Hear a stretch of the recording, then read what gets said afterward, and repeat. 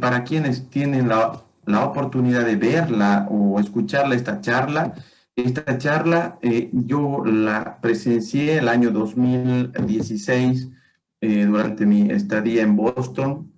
Ah, uno de de los staff del hospital, uno de mis instructores, nos invitó a participar del curso anual de medicina interna de la Universidad de Harvard y el tema que él daba y se hace cada año era precisamente GI bleeding, hemorragia gastrointestinal, what hospitalists need to know, qué es lo que necesitan saber los hospitalistas, es decir, los médicos que en realidad reciben estos pacientes, como les decía. Mi mentor es Tyler Bersen y es el que está en corbata y ahí estamos algunos de los becarios de esa época, eh, acompañándolo en un hotel bellísimo donde se da este curso anual de medicina interna, que por si acaso este año tiene otra segunda versión, me parece que va a ser ahora en julio o agosto y va a ser online, por supuesto, como corresponde a esta época. Sí es un poco oneroso, pero quien pueda conseguir el apoyo o el ingreso al curso es realmente fantástico. Son especialistas de Harvard quienes dan las charlas para los internistas u hospitalistas que llaman ellos. Perfecto. Entonces, como objetivo de esta charla el día de hoy, yo necesito que ustedes salgan de aquí entendiendo algo de la estrategia de la resucitación inicial. Como les dije al principio, son ustedes quienes van a recibir los pacientes con hemorragia digestiva. Habitualmente no somos los gastroenterólogos o los endoscopistas los que reciben estos pacientes. En segundo lugar, el manejo médico de una hemorragia digestiva alta previo a la endoscopía. Como les dije, aquí me interesa que ustedes sepan controlar al paciente, cosa que el paciente llegue a una endoscopía de la mejor manera. Vamos a discutir algunos tópicos básicos, si colocarle o no una sonda nasogástrica a un paciente que llega con endoscopía digestiva, IVPs, es decir, omeprazoles o sus derivados, cuándo usar, cuánto usar, por qué día usar, sobre todo para aquellos médicos que estén en hospitales universitarios, qué scores podemos usar para poder determinar la gravedad, severidad o el riesgo de mortalidad de un paciente con hemorragia digestiva preendoscopía, también es muy importante. Y por supuesto algunos tips cuando los pacientes puedan presentar signos de hipertensión portal preendoscopía, es decir, en aquellos pacientes con cirrosis hepática. Otro objetivo del curso va a ser, o de la charla, va a ser algunos tópicos en hemorragia digestiva baja, cuándo solicitar una colonoscopia de urgencia, cuándo solicitar otros estudios que nos podrían ayudar no solo con el diagnóstico, sino con el tratamiento. Y finalmente, algunos bonus track, como por ejemplo, qué hacer con los pacientes con anticoagulantes, o por ejemplo, qué pasa con los pacientes con Helicobacter pylori después de un sangrado por patología ulcerosa péptica, tanto en el estómago como en el duodeno. Una consulta, Andrea, ¿cuánto tiempo tenemos para esta charla? Sí, doctor, el límite de la reunión es ilimitado, así que usted puede nomás continuar y usar el tiempo que quiera. Ok, muchísimas gracias. Entonces, antes de continuar, como hay bastantes alumnos y estudiantes de medicina, es bueno fijar conceptos y para ello, 6 definiciones importantes respecto a la hemorragia digestiva y su origen. Se llama hemorragia digestiva alta cuando el origen del sangrado está por encima del ligamento de Treitz. Se llama hemorragia digestiva baja, aquella que tiene su origen en el colon. Y ahora existe un nuevo concepto debido a que tenemos cómo diagnosticar la famosa hemorragia digestiva media. Es la que ocurre por debajo del ángulo de Treitz y la que ocurre antes del colon, es decir, prácticamente en lo que es el intestino delgado. También existe lo que se llama la hemorragia digestiva evidente, que es cuando uno ve al paciente sangrar, ya sea por hematoquesia, rectorragia, hematemesis, melena. Está la hemorragia digestiva oculta, en la cual uno solo puede detectar por técnicas microscópicas o test especiales inmunológicos que detectan hemoglobina humana en las heces de los pacientes. Y está también la hemorragia digestiva oscura, un verdadero desafío para los especialistas en gastroenterología, pues es una hemorragia recurrente de origen no precisado, pese al estudio de endoscopía, colonoscopía e inclusive cápsula endoscópica. Entonces, es un desafío, como les decía, bastante importante para el médico especialista. Muy bien, comencemos entonces a desarrollar y empecemos con el primer objetivo, que es entender la estrategia de la resucitación inicial, es decir, pónganse en el escenario que ustedes son el médico de turno y le llega un paciente con hemorragia digestiva alta. Entonces, ¿por dónde voy a comenzar a resucitarlo?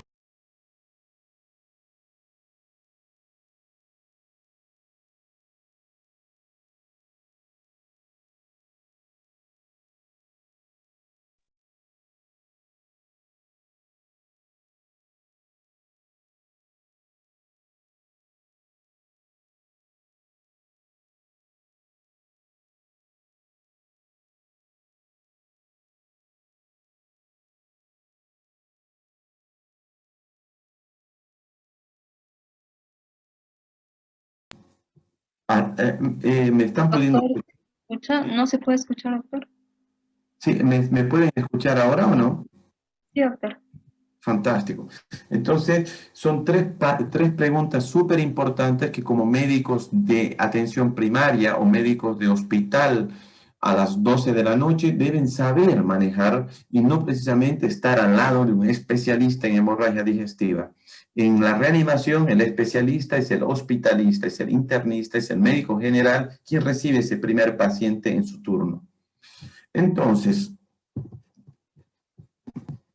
continuando con esto, y hablando un poco sobre la resucitación, volumen y accesos venosos, es decir, por dónde, es muy importante que ustedes no deben ni siquiera ponerse a la soga al cuello en intentar colocar un catéter venoso central a un paciente para comenzar a reanimarlo.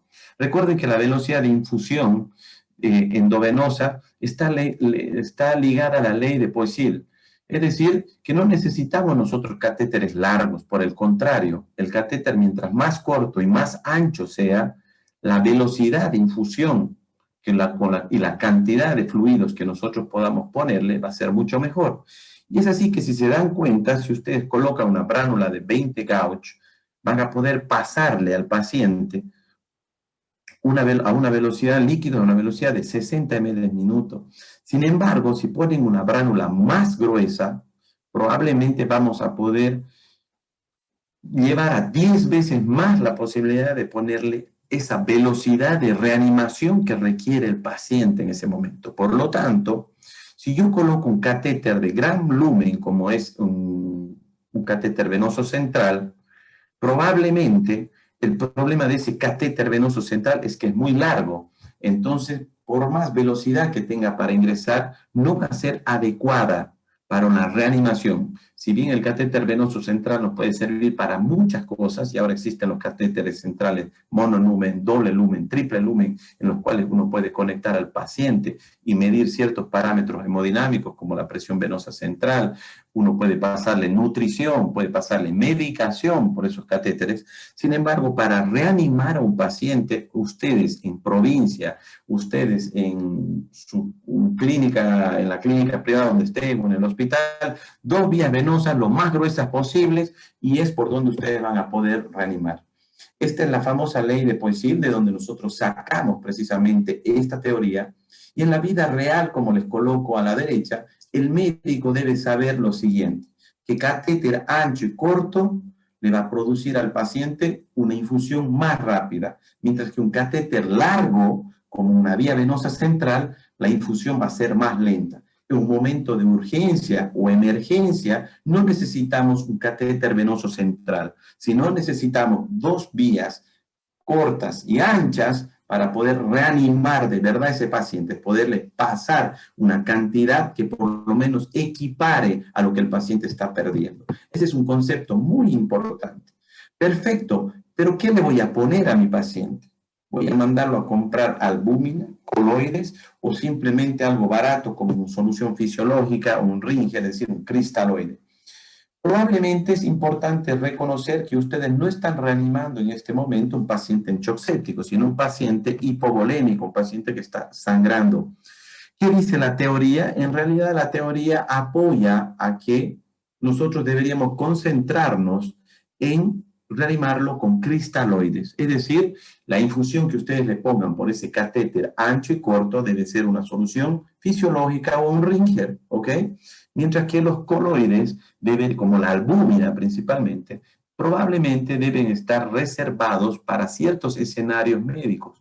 Uno de ellos, y el más importante, es la hemorragia digestiva en pacientes cirróticos por hipertensión portal, ya que no solamente la albúmina es un excelente expansor plasmático, sino que también en la actualidad estamos viendo excelentes beneficios antiinflamatorios para ese hígado con el uso de la albúmina. Por lo tanto, en pacientes que no tengan estigmas de hemorragia digestiva portal, que son la gran mayoría, por favor, iniciar la reanimación con cristaloides, fisiológico o Ringer, ¿ok?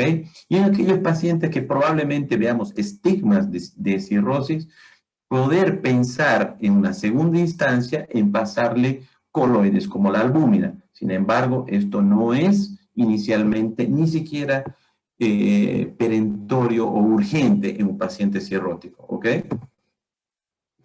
Respecto a lo que son las estrategias de transfusión, si yo debo transfundir a todo paciente o no, ha aparecido desde el año 2013 este paper en New England que nos ha cambiado la perspectiva del desafío que era si lo transfundía o no. Para ello, ellos hicieron una excelente randomización de casi 1000 pacientes y llamaron las estrategias de dos estilos. Una estrategia de transfusión restrictiva, en la cual lo único que querían era subir la hemoglobina por encima de 7, y una estrategia llamada liberal, que necesitaban una hemoglobina de 9 o más. Todos los pacientes recibieron una endoscopía en las primeras 6 horas de llegada al centro hospitalario y también se incluyeron cirróticos y no había límites de edad, ¿ok? Aquí el protocolo de transfusión fue aplicado a todos los pacientes antes de la alta o la mortalidad del paciente. Y miren qué interesante. Ustedes pueden ver aquí una tabla donde están los resultados de este estudio. Y fíjense que a nivel de la estrategia restrictiva, es decir, de aquellos pacientes que solamente se les ponía a sangre hasta que pasaran una hemoglobina de 7, la mortalidad fue de un 5%. Mientras que en aquellos pacientes en los cuales las transfusiones eran liberales, es decir, podían transfundir por encima de hemoglobinas de 9, la mortalidad fue el doble y el valor de la P es totalmente significativa. Por lo tanto, el mensaje acá es que transfundir deliberadamente no existe. Puede ser inclusive más peligroso para nuestros pacientes. Por lo tanto, como concepto general, tratar de tener una hemoglobina por encima de 7 en las hemorragias digestivas agudas, ¿ok? Esto es agudo, esto es concepto de resucitación. No del paciente que viene crónico y que está totalmente estable con una hemoglobina de 7, como son los renales, etc. Estamos hablando de un paciente que cae en hemorragia digestiva aguda. Este trabajo nos cambió totalmente el concepto. Es así que la mortalidad global fue de 5% versus 10% comparando estrategias restrictivas y liberales, y de la misma manera el riesgo de resangrado en los pacientes con estrategia restrictiva fue del 10%, mientras que los liberales del 16%. ¿Ok? Y el beneficio mayor en mortalidad, imagínense, fue para pacientes cirróticos. Por lo tanto, todo paciente debe ser visto uno por uno, es decir, uno no puede transfundir un papel. Por supuesto que hay subgrupos. No es lo mismo tener un paciente coronario que está sangrando activamente con una hemoglobina de 7,5 Un paciente con 7,5 que no es coronario, es joven, no tiene otras comorbilidades.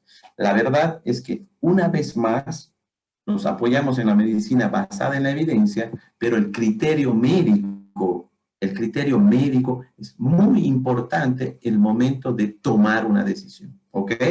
Por lo tanto, estrategia liberal versus estrategia restrictiva, parece ser que ser restrictivo, no exagerar en las transfusiones, no solo mejoraría la tasa global de mortalidad de los pacientes, sino además el riesgo de resangrar. Respecto a lo que es el manejo médico de la hemorragia digestiva alta previo a una endoscopía, vamos a tocar algunos tópicos.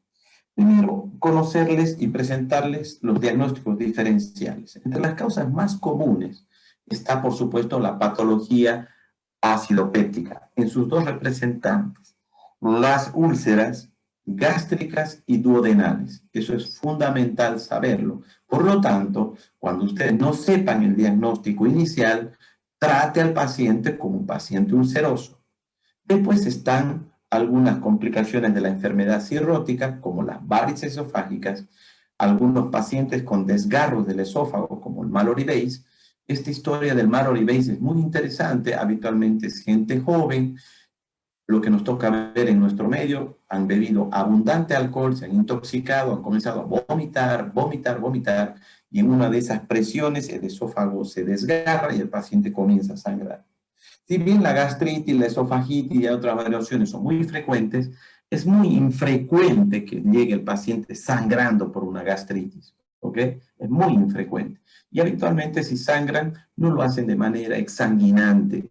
Son pacientes que pueden ir al consultorio, pueden ir con anemia o pueden tener antecedentes de sangre oculta, pero en realidad no son pacientes que tienen un sangrado activo evidente. Menos comunes están las úlceras de Cameron, que son úlceras gástricas, pero que están metidas dentro de una hernia de hiato. La lesión de Delafoy, que es una arteria aberrante en la mucosa, en la submucosa del estómago, y que por erosión de la mucosa, esta se expone. Son cuadros dramáticos, porque son sangrados arteriales intensos.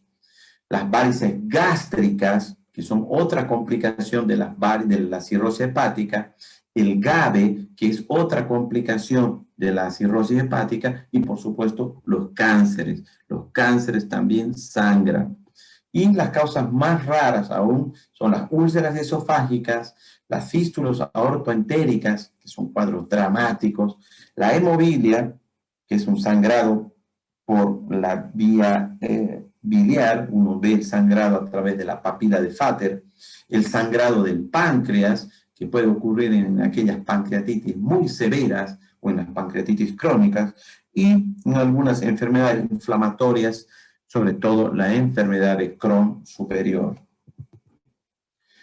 Esto simplemente para que ustedes reconozcan algunas fotos endoscópicas. En realidad esto ya es parte de un manejo especializado y esto nos permite de alguna manera poder predecir si un paciente puede sangrar y cuál sería la indicación de tratamiento de acuerdo al estigma endoscópico de cada úlcera.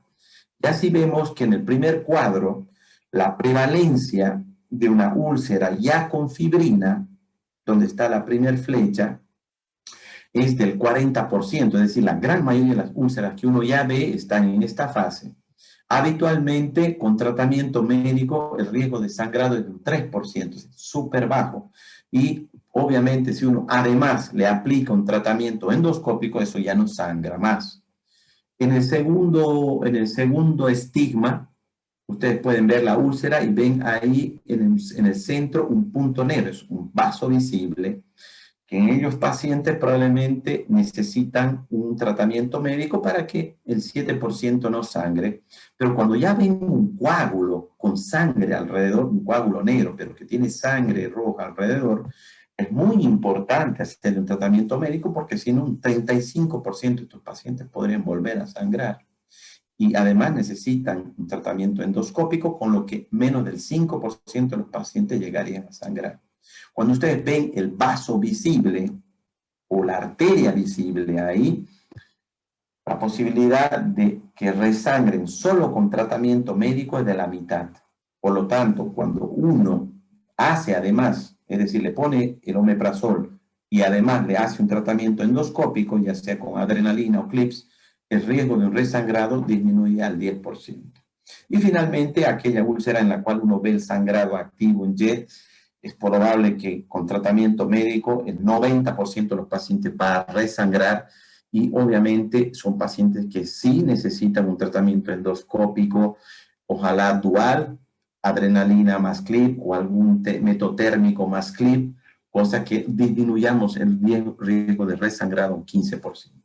Eso es importante que ustedes lo manejen en algún momento, pero no lo sepan de memoria, sino lo aprendan a discutir con el endoscopista o el gastroenterólogo que les devolvió el paciente. Ustedes lo mandaron a endoscopía y el doctor, el gastroenterólogo, les responde en su informe que tiene uno de estos estigmas. Por lo tanto, como ven acá, Forrest es el que el año 70 hizo esta clasificación y hasta el día de hoy día nosotros seguimos definiendo ese tipo de úlceras. Aquí tenemos ejemplos de varices esofágicas, las mismas varices que nos salen en las piernas pueden aparecer aquí en el esófago y son sangrados catastróficos. Miren el tamaño de esos vasos sanguíneos. Cuando se rompen son sangrados realmente malos. Y además tienen que saber que están sobre una base de un paciente bastante enfermo, es decir, están sobre la base de un paciente cirrótico. Por lo tanto, eso es muy importante. Perdón, acá vamos a ver, aquí pueden ver cómo sangra la ruptura de una variz, y al otro lado les estamos mostrando en realidad cómo nosotros ligamos o hacemos el tratamiento endoscópico. Pero arriba dice ligadura varicial preendoscopía, que deberían hacer ustedes como hospitalistas, internistas o cirujanos de turno. Probablemente, si el paciente tiene estigmas claros o ya es un paciente conocido de cirrosis, comenzar con vasoconstrictores esplácnicos, es decir, tratar de bajar la presión portal de estos pacientes, cosa que el sangrado vaya disminuyendo. ¿Y qué dice la evidencia de usar, al respecto de usar terlipresina u octreotide? Es evidencia clase 1A, o sea, es extremadamente avalada, ¿ok? El uso de estos dos remedios, que por si acaso están disponibles en nuestro medio, sobre todo octreotide, que viene con el nombre de Blentax.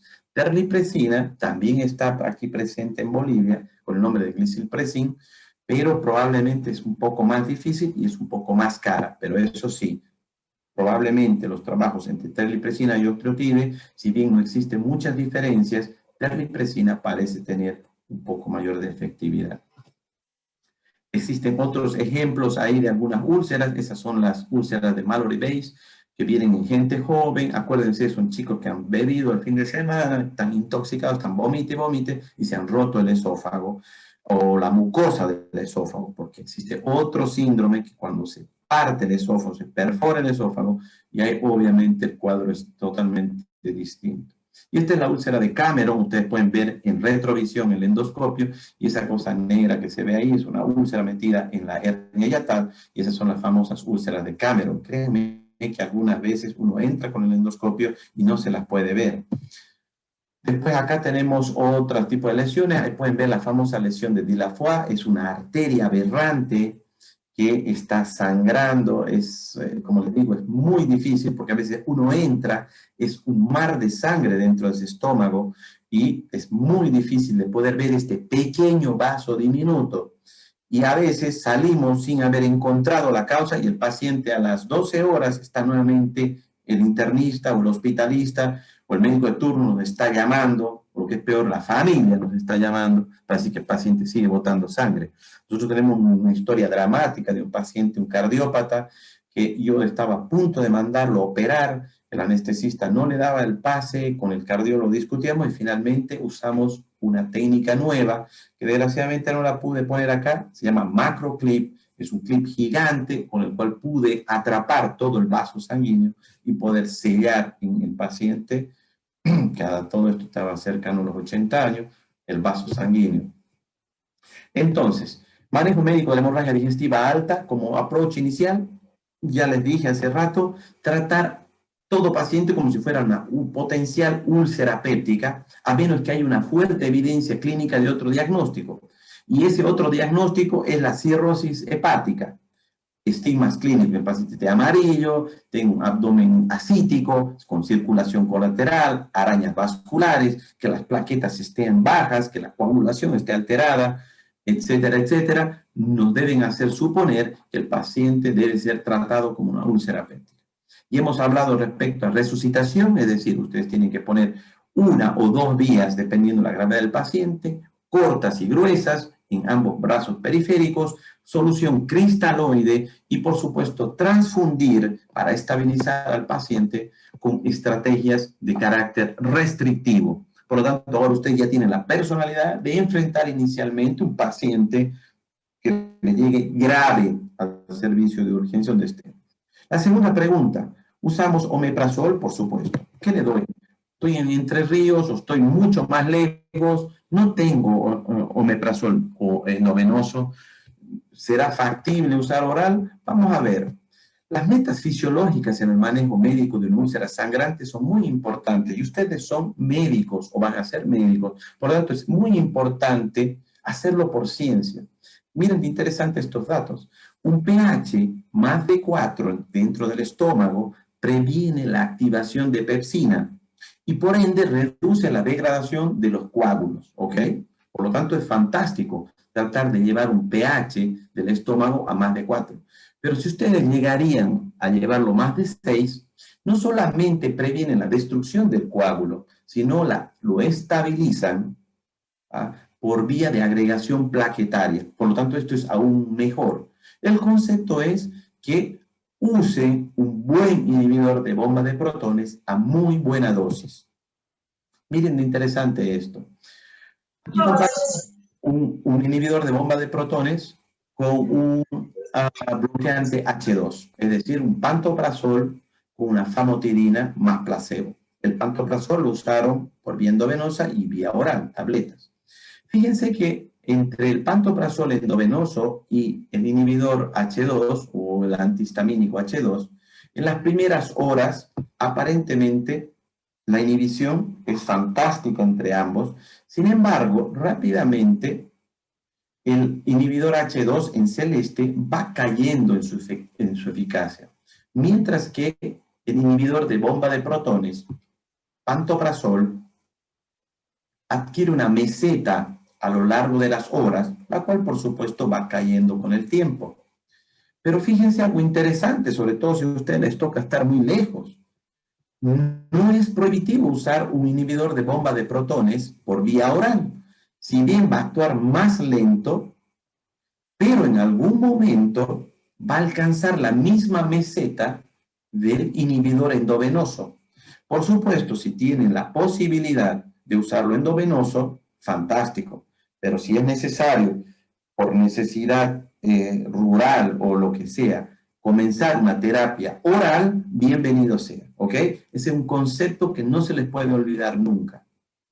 Efecto intravenoso del omeprazol en la hemorragia recurrente después del tratamiento endoscópico en úlceras pépticas sangrantes. Este es un randomized control trial, es decir, lo máximo que se puede hacer en medicina basada en evidencia, del uso de omeprazol, 80 miligramos por una vez, seguido de bomba de infusión continua a 8 miligramos hora, versus placebo, después de endoscopía. 240 pacientes con evidencia de endoscópica de sangrado activo y reciente ulceroso. Fíjense de interesante. Placebo en blanco, omeprazol en naranja, y fíjense las tasas de resangrado al tercer día, 20% en el placebo, 4% en el brazo omeprazol. Resangrado a los 30 días, 22% en el placebo, apenas 6% en omeprazol. Necesidad de cirugía, 7% en el grupo placebo, 2.5% en grupo omeprazol. Y finalmente, mortalidad a los 30 días, 4% en el grupo de omeprazol versus 10% en el grupo placebo. Por lo tanto, aquellos que tengan posibilidad de usar omeprazol en dosis de 80 miligramos bolo más infusión, podrán hacerlo. Pero algo interesante que hay que rescatarlo. Fíjense el autor es Lau, es un apellido oriental. Entonces, es la nueva era de la infusión de omeprazol, es decir, de pasar a todos los pacientes omeprazol. Fíjense esta tabla de metaanálisis. ¿Conocen ya esta tabla? Esta tabla es el resumen de los metaanálisis, hecha en JAMA, que se puso muy de moda ahora con el tema de COVID, el año 2014, a favor del bolo y a favor de la infusión. Si se dan cuenta, los trabajos están muy parejos. Es más, daría la impresión que hay un poco más de valor hacia el bolo. Por lo tanto, no es necesario en nuestros países usar necesariamente infusión continua.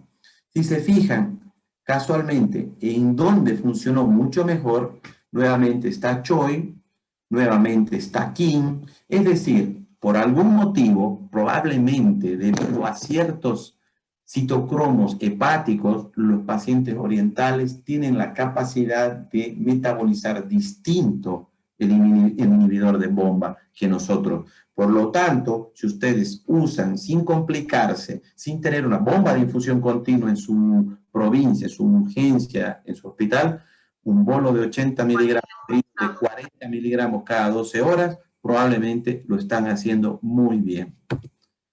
¿Y qué hay que hacer? ¿Y qué hay acerca de los inhibidores de bomba de protones orales? Ya les dije hace rato, pero fíjense de interesante este trabajo, donde ellos intentan demostrar los efectos del omeprazol o intravenoso y oral en la prevención de la recurrencia de sangrado por úlceras pépticas después de la endoscopía.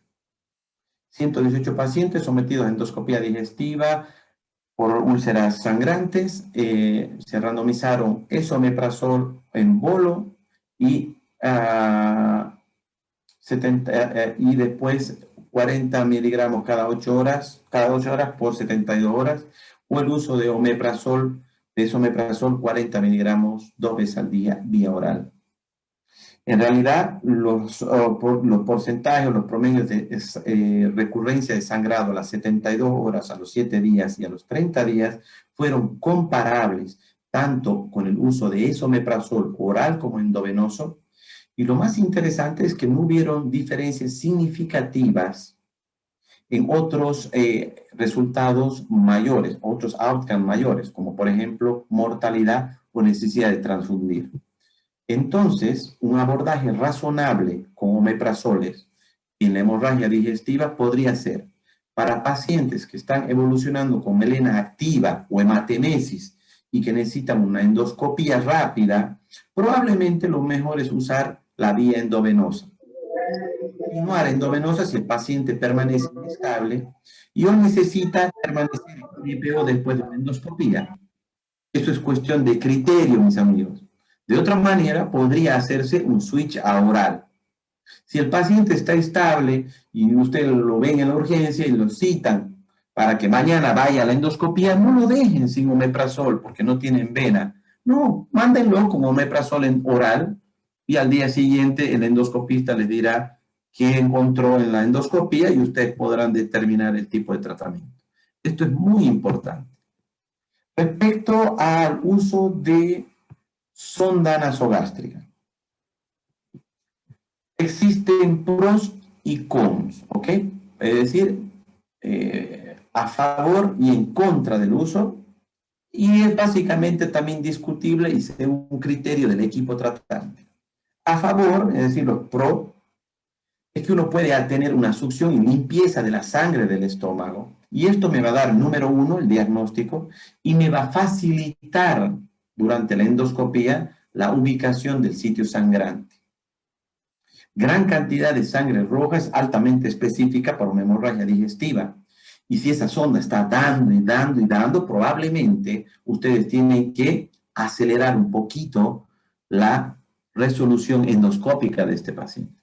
En contra, es que la endoscopía cada vez ha ido masificando y está cada vez más a disposición.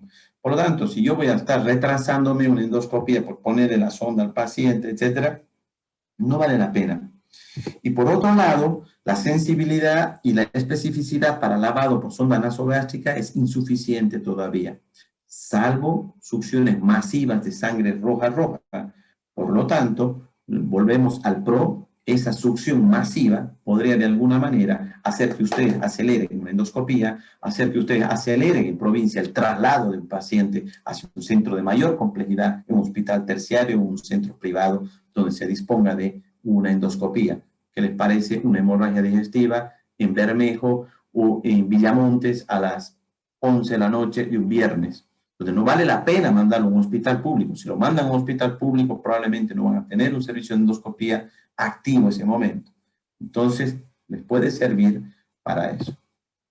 Respecto a la endoscopía, ¿cuándo pedirla? Y quiero que se manejen con estos conceptos. Aquí, como ejemplo, yo les diría, debería ocurrir a las 2 de la mañana o a las 9 de la mañana, a las 2 de la madrugada o a las 9 de la mañana la emergencia. Habitualmente todos quisiéramos que sea un martes a las 9 de la mañana, ni siquiera un lunes, porque el lunes siempre uno está más cansado, etcétera, etcétera. Entonces, pero no ocurre eso. Entonces, hay definiciones para pedir una endoscopía.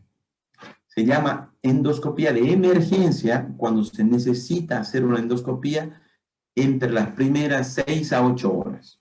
Y endoscopía temprana cuando se requiere hacer una endoscopía entre las primeras 8 y 24 horas. Eso es fundamental que lo manejen ustedes, porque son ustedes quienes piden las endoscopías. La medicina basada en evidencia tiene algunos datos duros que avalan que la endoscopía temprana, es decir, hacerla dentro de las primeras 24 horas del inicio de sangrado, podría ser mejor que esperar más de 24 horas. Sin embargo, no hay diferencia entre hacer una endoscopía de emergencia versus una urgencia cuando se discute caso a caso. Y una vez más, esto es importante y nos pasan la pelota a los médicos. Sea criterioso. Si el paciente está sangre, probablemente no vamos a estar esperando 24 horas para hacerle la endoscopía. Por favor, en ese caso probablemente el paciente va a tener que hacerse una endoscopía de emergencia. Y lo que es más importante todavía para el criterio médico es, si usted ha calificado a un paciente para tener una endoscopía temprana, es decir, dentro de las primeras 24 horas, pero de repente, 2 horas después de haber dicho eso, el paciente se larga a sangrar, usted tiene que tener la capacidad de transformar su definición y su necesidad. Sí, yo la necesitaba temprana, pero ahora necesito con emergencia. ¿Qué dice la Sociedad Americana de Endoscopia Digestiva? Ellos en sus guidelines del año 2012 apoyan al uso de la endoscopia temprana más que de la urgencia. Porque en la endoscopia temprana ustedes pueden mandar a un paciente mucho más estable para la realización de un procedimiento que probablemente va a ser de alta complejidad endoscópica, bajo sedación o bajo anestesia general. Van a ser endoscopías que no demoran 7 ni 10 minutos, son endoscopías en las cuales hay que trabajar sobre el paciente, por lo tanto, mandar un paciente transfundido, bien volemizado, con inhibidores de bomba, con coágulos ya más adheridos, más estables, probablemente es mucho mejor. Scores pronósticos, sobre todo para la gente que hace urgencias, para la gente que trabaja en hospitales universitarios, esto debería ser pan nuestro, es decir, manejar sistemas de puntuación que puedan predecir la necesidad de una endoscopía de emergencia temprana y también la mortalidad de un paciente. Existen múltiples scores, aquí yo les pongo 3, el Rockl Score, el AIM-65 Score y el Basford Score, que son los que más se usan en los centros de mayor complejidad en el mundo, ¿ok? Tienen diferentes scores, la mayoría, o puntajes, la mayoría viene ya en los teléfonos inteligentes o en ciertos programas para poderlos poner rápidamente y poder definir las puntuaciones e inclusive definir si un paciente tiene indicación inclusive de hospitalización de acuerdo al puntaje o no. Y muchas veces, ¿dónde lo voy a hospitalizar? Si va a ir a una sala común, o si va a ir a un intermedio médico, o si va a ir a un intensivo. Entonces es muy importante que ustedes de alguna manera, al menos en su unidad, todos los que existan, uno, lo tengan bien grabado y pegado en su sala de internos o residentes. Por supuesto, este es un paciente que si uno lo ve, rápidamente dice, perfecto, lo más probable es que este hombre tiene de base una cirrosis hepática, por lo tanto la etiología de su sangrado puede ser variceal, puede ser portal. Y ahí tendremos que usar un plan B si nosotros sospechamos de una hemorragia digestiva variceal. Probablemente la resucitación en el triage sigue siendo la misma, no necesito poner un catéter central, menos porque son pacientes que están con coagulopáticos o están con plaquetas bajas, no, póngale dos líneas periféricas con catéteres anchos, con catéteres cortos, inicie rápidamente volemización con cristaloides, piense rápidamente en el uso de vasoconstrictores esplácnicos como la terlipresina o el octreotide, la sonda nasogástrica que alguna vez estuvo contraindicada en pacientes tenían miedo de romper las varices. Se sabe actualmente que si se requiere, se puede usar una sonda nasogástrica, pero si la cosa está clara, no. Use antibióticos. Use antibióticos. Los antibióticos han disminuido la mortalidad de estos pacientes. Ya les voy a mostrar la evidencia. Y por supuesto, intente hacer una endoscopía lo antes posible. ¿Ok? En la endoscopía nosotros definiremos si son varices esofágicas, si son varices gástricas, para que tomemos la determinación de qué terapia usar. Si hacer ligadura varicial endoscópica o inyección de agentes esclerosantes en las varices gástricas. Por supuesto, en la hemorragia recurrente masiva, el uso de otro tipo de dispositivos que no están disponibles en nuestro medio, como los TIPS, que son derivaciones portosistémicas transyugulares para disminuir la hipertensión portal, son de uso relativamente frecuente, pero estamos hablando de centros de alta complejidad internacional. Sospeche de varices si conoce o tiene historia del paciente o obviamente basado en la clínica, imágenes y laboratorios. Recuerden, plaquetas bajas, albúmina baja, coágulo hepático, ese paciente puede tener una cirrosis de base. Y es esto lo que les quería mostrar, cuán importantes son los antibióticos como los inhibidores de bomba de protones en las úlceras, en los pacientes con hemorragia. Los pacientes que han recibido tratamiento antibiótico tienen menor mortalidad respecto a los pacientes en los cuales no reciben antibiótico. Y esto se debe a que cuando se rompe una variz, existe una comunicación con el medio externo y el medio interno, por lo tanto ocurren las famosas bacteremias espontáneas que terminan matando a estos pacientes. Recuerden que el esófago no está protegido por el ácido del estómago, por lo tanto es un órgano muy bacterémico, muy bacterémico. Entonces, si una variz está rota, usted use antibióticos para mejorarle la mortalidad de esos pacientes. Algunos tópicos en hemorragia digestiva baja, como por ejemplo colonoscopía, cuándo y cómo, y algunos otros tips terapéuticos, diríamos, para resolver estos cuadros. El diagnóstico diferencial en hemorragia digestiva baja suele ser un poco más corto en términos de posibilidades, y las opciones diagnósticas terapéuticas de la misma manera un poco más inalcanzables para nosotros, salvo por la colonoscopía.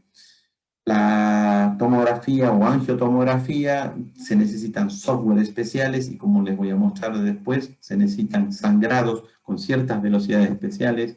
De la misma manera, los estudios radionucleares necesitan que los pacientes tengan un cierto grado de sangrado. La angiografía mesentérica se necesita un equipo de hemodinamia y un hemodinamista que pueda hacer el procedimiento. Y finalmente la cirugía como última opción. Dentro de los diagnósticos diferenciales, la causa más común, sobre todo cuando la hemorragia es muy activa, deben pensar en diverticulosis colónica, ¿ok? La patología diverticular es la causa más frecuente y de hecho, por ejemplo, esta semana tuvimos 2 pacientes con hemorragia digestiva diverticular. Por supuesto, los hemorroides y las angiectasias también están presentes. Menos comunes son los sangrados post-polipectomía, es decir, cuando por vía endoscópica retiramos las lesiones premalignas llamadas pólipos. Por cánceres también es muy importante. Recuerden un tip importante, aquella hemorragia digestiva con fiebre puede ser un divertículo de Meckel que esté inflamado y se haya roto.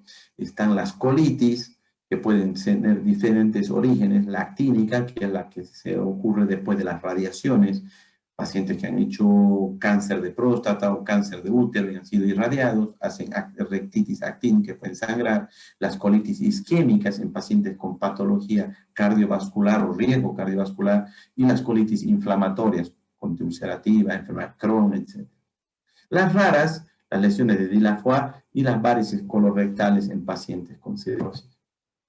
Esto es por lejos lo más dramático y frecuente. Este es un colon y ahí pueden ver los orificios que ocurren alrededor de él, que se llaman divertículos. De estos vasos sanguíneos pueden erosionarse y comenzar a sangrar. El gran problema de esto es que cuando sangra, todo se llena de sangre. Entonces uno cree que la sangre que está aquí es la causante y después mira que este está con sangre, mira que este está con sangre, mira que este, y en realidad es imposible a veces determinar, salvo que uno encuentre a chorro. Y la otra realidad, chicos, es que cuando uno entra con el colonoscopio, si el paciente no está bien preparado, uno ve eso, exactamente ve eso, no ve nada. Y puede ser un peligro porque uno puede confundir un hueco diverticular y perforarlo con el endoscopio, que puede ser mucho más complicado para el paciente. Estas son lesiones que sangran y sobre todo son causa de anemia crónica y son causa sobre todo de sangre oculta en heces. Son las famosas angiectasias, malformaciones vasculares dentro del colon. Respecto a decidir qué hacer es muy difícil porque a diferencia de la hemorragia digestiva alta, en la baja no existe tanta evidencia que pueda guiarnos con tanta certeza. De hecho, fíjense las incidencias por 100.000 habitantes, apenas 25 en pacientes con lower GI bleeding, estamos hablando en el ambiente agudo, y 100 en upper GI bleeding, es en hemorragia digestiva alta. Los riesgos de cirugía prácticamente similares, la mortalidad mayor obviamente en la hemorragia digestiva baja, precisamente por las causas que son el manejo. Nosotros tenemos mucho más estandarizado el manejo en hemorragia digestiva alta que en la baja. No existen estándares. Por ejemplo, estas familias me preguntaban si los pacientes pueden volver a sangrar. Por supuesto que pueden volver a sangrar, pueden irse a su casa y volver a sangrar. Entonces, ¿cómo saber cuál es el divertículo que sangró? ¿Cómo saber cuál fue la causa que hizo que ese divertículo se erosione? Es muy, muy difícil. Y de la misma manera, las reglas de predicción tenemos bastantes en los pacientes con hemorragia alta, pero no tenemos los mismos criterios en la hemorragia digestiva baja.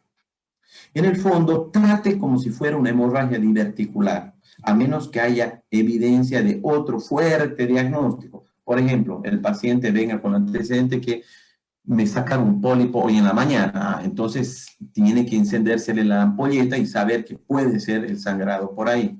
O que el paciente les cuente, tengo antecedentes de hemorroides, ya sangré alguna vez, fantástico. Resucite, como ya lo sabe hacer, 2 vías venosas o una vía venosa, corta y ancha, cristaloides, considerar sonda nasogástrica en caso de dudas, cuidadoso tacto rectal para evaluar y descartar patología orificial, no sé, fisuras, hemorroides, etc. Y por supuesto, estudie ese paciente, localice la hemorragia y trate. Ese es como un concepto general en gran parte de las enfermedades, no solo en la hemorragia digestiva. Estudie, localice o diagnostique si quiere y trate. Respecto a la localización y tratamiento, tenemos algunas opciones acá. Siendo honestos, prácticamente la colonoscopía es la que podemos usar de manera más rápida en nuestro medio. Probablemente en otros lugares la CT Angiography es muy buena.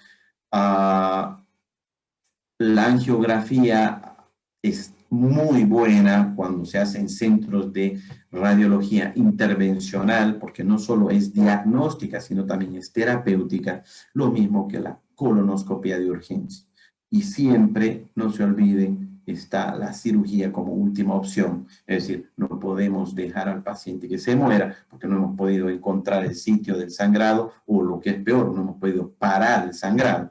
Siempre que yo veo estos pacientes, inmediatamente aviso a mi equipo de cirugía que estén atentos, porque si no funciona el tratamiento médico, como en el caso de las hemorragias digestivas diverticulares, el paciente tiene que someterse a una resección de colon y salvarse la vida. Esto es lo que les decía, la colonoscopía tiene el mayor rendimiento, no solo diagnóstico, sino tratamiento de todos los métodos. Y lo más importante es que está disponible en la mayoría de los lugares. Estos son ejemplos de medicina radionuclear. Aquí tenemos Tecnesio 99 marcado con glóbulos rojos, perdón, de cómo está ocurriendo un sangrado. Ven ahí las flechas en diversos lugares del sitio del árbol mesentérico. Sin embargo, fíjense algunos datos importantes. La localización es imperfecta, la locación es imperfecta. El paciente tiene que estar sangrando a una velocidad determinada entre 0,1 y 0,5 cc minutos, si no, no vamos a poder determinar. Lo mismo en la tomografía, miren estas imágenes de hermosas. El paciente el radiólogo va a poder localizarla, pero tenemos que tener un poco inclusive de mayor velocidad de sangrado para poder ser detectadas. Miren este sangrado de la arteria mesentérica, cómo está vaciándose en ese colon. Aquí tenemos otro sangrado de la arteria mesentérica, pero ya por angiografía selectiva. Aquí detectan sangrados mucho más pequeños. Obviamente que hay un riesgo de que haya sobrecarga de contraste y además lesiones de la vía renal, porque esto se hace con medio de contraste, y además complicaciones al hacer un procedimiento intervencionista. Pueden haber hematomas o rupturas de arterias o venas durante la realización del procedimiento. Y además, una gran situación de esto es que sí puede ocurrir terapéutica, es decir, actualmente por este mismo catéter que están viendo por dónde está sangrando, el paciente puede de alguna manera, o el médico radiólogo puede de alguna manera tirar algunos elementos embolígenos, uno de ellos llamados coils. Son terapias caras, pero están disponibles en centros grandes. Por supuesto, la colonoscopía puede detectar sitios de sangrado con 0% de sangrado ese mismo rato, solamente viendo el estigma, por ejemplo, una úlcera, por darles un ejemplo. Debería ser el método de primera línea en cualquier parte del mundo, salvo demasiada inestabilidad del paciente, en la cual no podamos ni siquiera prepararlo. Requiere preparación rápida y un endoscopista experimentado, eso es verdad. Lo peor que pueden hacer ustedes como hospitalistas o médicos de urgencia es mandar a un paciente con hemorragia digestiva baja no preparado. Es decir, el paciente, nosotros no vamos a poder ver absolutamente nada. Y no quiero que se les quite ese mal concepto que desgraciadamente hasta el día de hoy lo tenemos. No hay evidencia de que la preparación destruya coágulos. Es decir, doctor, ya no estaba sangrando y ahora con la preparación está sangrando. No, eso es mentira. Lo que hace la preparación es terminar de limpiar la sangre que estaba ahí. ¿Ok? Eso es fundamental. Entonces, algunas perlas para el manejo en la hemorragia digestiva aguda. Resucitación requiere de accesos venosos adecuados. Ya saben, preferir cortos y de mayor calibre. En la hemorragia digestiva alta, el riesgo de resangrado es predecible por el estigma de la úlcera en la endoscopía. Por tanto, ustedes tienen que estar en contacto directo con el gastroenterólogo que esté realizando el procedimiento para poder estar atentos al riesgo de sangrado. ¿Ok? No se olviden que el uso de inhibidor de bomba de protones es muy importante, aun si se lo dan en vía oral. Existe buena evidencia que apoya que la endoscopía temprana, es decir, dentro de las primeras 12 a 24 horas, 8 a 24 horas, luego de una buena reanimación general, debería ser nuestra tendencia de manejo. Siempre evaluar cambios de concepto de temprana emergente. Es decir, no tengan miedo, tengan criterio. Sí, doctor, hace rato el paciente estaba estable, pero ahora de nuevo se me está choqueando, está sangrando. Fantástico. Cada score se debe individualizar. Y en la hemorragia digestiva baja, la colonoscopia debe de ser la herramienta de primera línea, tanto diagnóstico como terapéutica. Reanimar al paciente tal cual cualquier hemorragia y preparar el colon es tarea del médico general, del médico de turno, del médico internista o del médico hospitalista que esté a cargo del paciente.